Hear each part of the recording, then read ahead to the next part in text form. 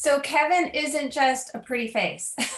With over 15 years of experience living and working in the Fraser Valley, Abbotsford, Langley, Chilliwack, Mission areas, Kevin specializes in helping his clients buy and sell commercial real estate. And with his background in the service industry, Kevin has a very unique edge over other commercial real estate agents.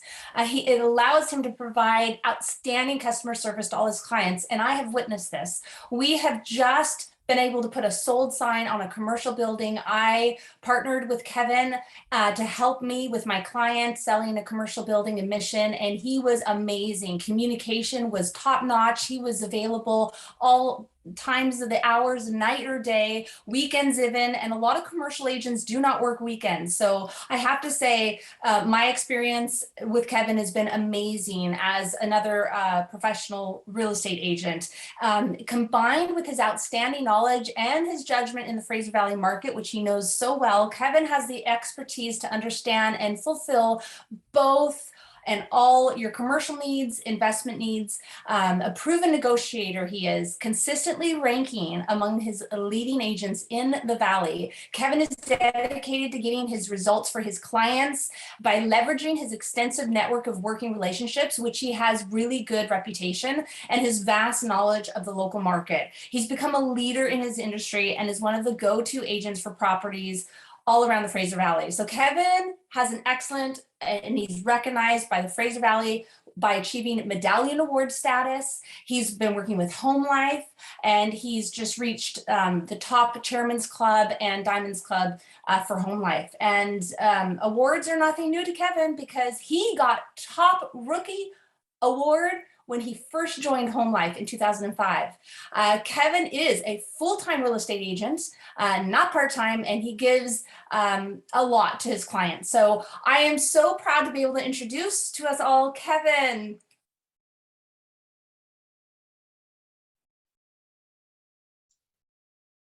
Okay, take it away, Kevin. So just have a question. So who moves the slides? I will do doing that. Just okay. Tell me when.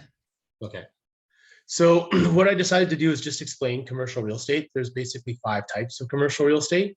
I thought that would just be something that it would be easy to start off with my first presentation. I haven't done a PowerPoint presentation ever. So I did actually do this though. So this is amazing. This actually works. So, okay, on to the next screen, please.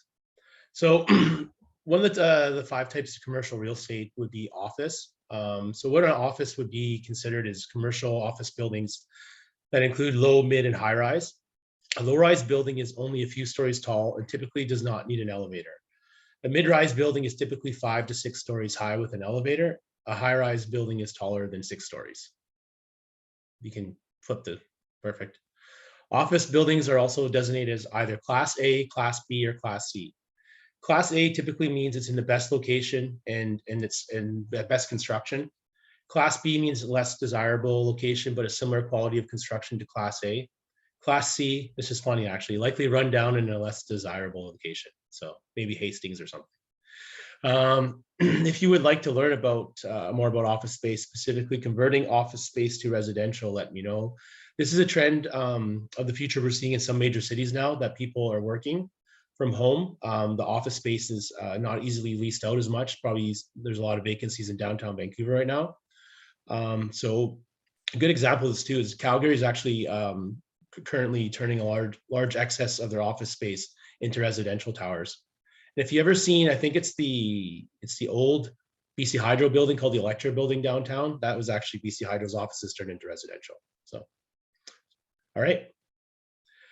Industrial. So industrial space refers to any commercial property used specifically for industrial purposes. This includes warehousing, manufacturing, storage, logistics, showings, and industrial CRE. And CRE, just so the abbreviation, just means commercial real estate. So industrial CRE can include a variety of buildings, bulk warehouses, large properties, 50,000 to 1,000,000 square feet used for product distribution. There's flex warehouses currently, like this listing I have here, which is an easy convertible space, sometimes called mixed use. Like this looks like an industrial building, but it's actually a dance studio in there because it's a commercial mix zone. So industrial CRE can include a variety of buildings, heavy manufacturing, special use facilities used by large manufacturers, light assembly, easy to reconfigure buildings are often used for storage, product assembly, office space, etc.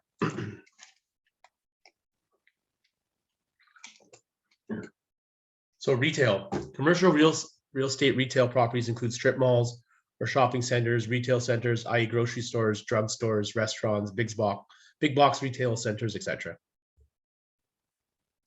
Multifamily commercial real estate is defined as any income generating property used for residential purposes. Unlike single family rental homes, a multifamily property must have at least 2 units to be defined as such. Multifamily properties can include duplexes, triplexes, quadruplexes, garden apartments, mid and high-rise apartments. Land, although it sounds simple enough, land transactions can be complex. Trust me, I know I've done a few of those. When considering zoning, utilities, growth plans, development districts, dealing with the city, etc. So types of transactions for land would be infill. That's what you would see a lot of happening in the central area of Abbotsford now. You see like small townhouse complexes going up, larger lots getting cut up into like 3-4 lots. That's kind of an example of that. Rural would be, just anything that's kind of in between the city and then farmland. And then brownfield and greenfield. So brownfield was just like, just dirt. Greenfield would be, something towards agricultural. And then of course there's agricultural land that would be in the ALR. That's my presentation. Okay, well, excellent. That was a lot of information there. Does anybody have a question for Kevin? It's not really a question, but I thought it was a really interesting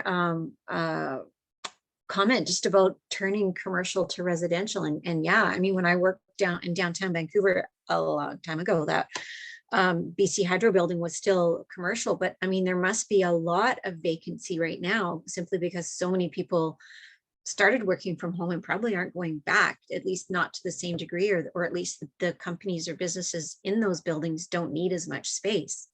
So that's a really interesting, sort of, I guess, outcome of the last couple of years is revisiting how we've been working, and maybe we don't need all that space, but we certainly need affordable housing. So that was a really interesting comment.